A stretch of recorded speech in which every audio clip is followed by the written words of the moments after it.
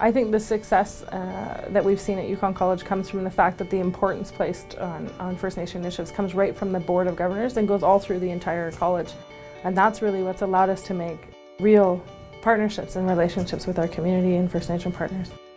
I think this is important because the Yukon is leading a story about resiliency and revitalization of governance and leadership for First Nations.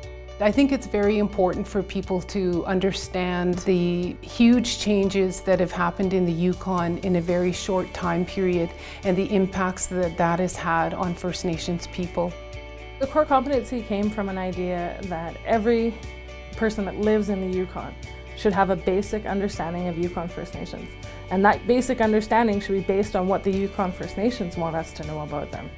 One thing I took out of it was the impact of residential schools here in the Yukon. I think that it was surprising for me coming from Ontario. It's things that you talk about, but you don't really understand the significance of it until they are teaching it firsthand to you.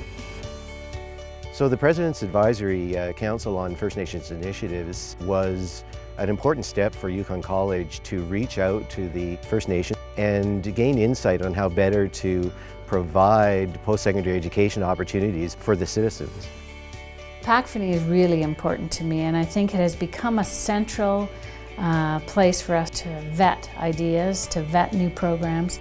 Yukon College has really shown Champagne-Aishihik in particular that they're interested in the development of our nation and assisting us to become a very good government, a competent government, a government that is there really for our people.